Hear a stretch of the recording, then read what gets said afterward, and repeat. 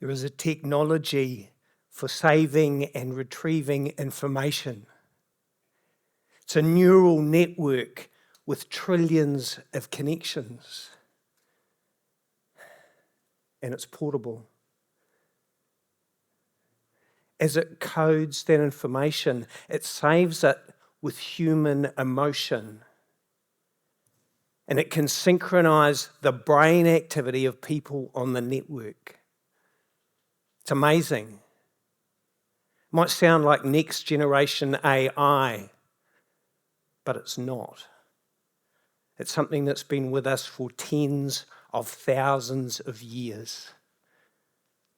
It is story. Story connects us, and today that's more important than ever. And why do I care? It's 2004. I'm in the YMCA in Gisborne. I've got 160 kilos on the bench press. I hoist it off the rack, lower it 2 centimetres and hold it. 1,000, 2 1,000. I'm not Dwayne "The Rock" Johnson. I'm not going to lower that to my chest and push it back up again. I'm just going to push it back on the rack. But it's too heavy. It starts coming down instead. It's okay. I'm on a Smith machine. I can cock my wrists and lock it in place. But it's too heavy. I can't move my wrists. The weight starts coming down towards my throat. I call for help, but it's so heavy. My chest is so tight, I only manage a whimper.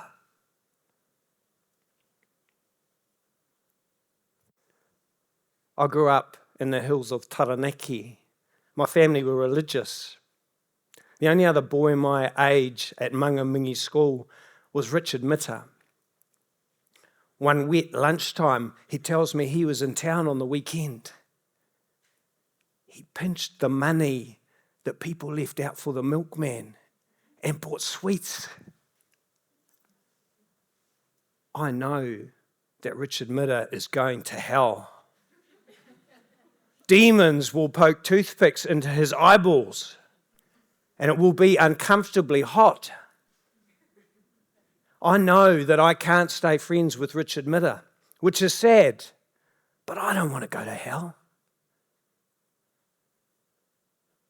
I go to boarding school instead. I make my first best friend, Thomas Craig. We're sitting in geography and I'm helping him with his work. I drop my pen. I'm scrambling around on the floor for it. And Michael Brownson calls me a dipstick. Thomas swings around quick as and calls him an egg. Because it's 1984 and that's a powerful comeback. Thomas finishes school when he's 15. We lose touch. It's 1988. I'm sitting in Graham Toon's Mini overlooking the Manawatu River. It's my first year at Massey University, and he's driven down from New Plymouth to see me. You don't keep in touch. You don't call me. You've got your new friends down here, and you don't even think about your old ones. And he's right. I'm not good at keeping in touch with old friends, especially when you've got a landline and you've got to pay tolls and hope that he's somewhere near the other end of the phone when it rings. I move every few years through my life. I work as an author sitting at a desk by myself. I meet and marry a wonderful woman, Andrea, but I'm not good at making new friends or at keeping in touch with the old ones. And I'm fine until I'm not. Until I'm in the YMCA in Gisborne, trying to fend off 160 kilos. And I call out for help, and there is no one there to hear me. That bar comes down at the very top of my chest and threatens to crush me, and I fight it. 1,000, to 1,000. The lights go off. The gym manager heard a clang. He saw my body convulsing under the bar. He raced over and lifted it. Another member dragged me out from under it. I came to on the cold concrete of the gym, and I was completely unharmed. I waited 5 minutes, drove home, and gave Andrea a huge hug. God, you're lucky to have me here today. And I made an effort to make new friends and to keep in contact with the ones that I already have. Every one of us at some stage is going to take on too much or find that too much is put upon us. And without friends to help carry that burden, we can so easily be broken.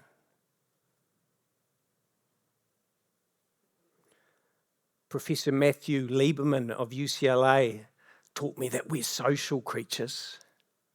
We've got the social networks in our brain and the non-social for when we're thinking about visual problems or math problems. But our default is social, thinking about ourselves, the people around us, and the relationship between the two. He did an experiment looking at the brain activity of people facing social rejection. He was mean to them and took a brain scan. He was sitting looking at those images on his computer, and a graduate student was sitting at the computer next door looking at brain scans of people that were in physical pain. And they couldn't find the difference between the two. Social pain hurts. Rejection hurts. Heartbreak hurts.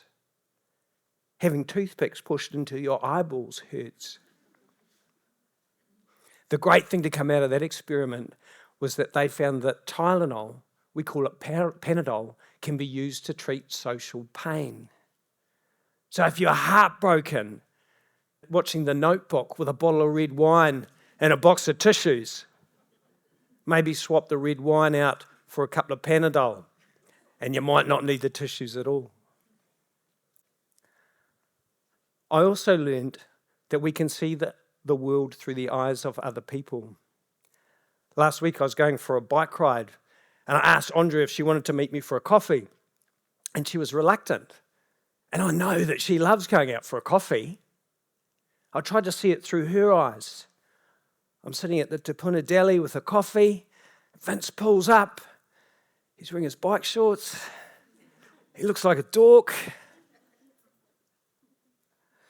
I suggested that I might like to take my track pants along and put them on when we had coffee. And Andy was much more excited about that.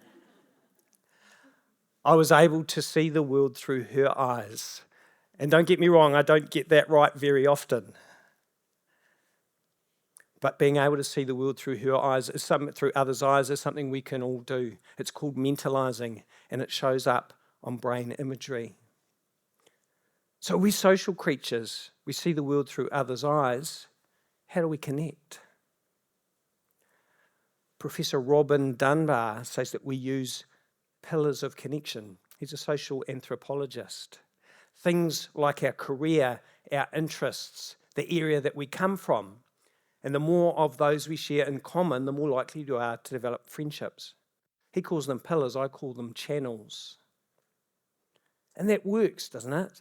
If you meet someone new, you find out about them. And if we're both builders, or we're both from the same area, or we both have similar hobbies, we're likely to connect.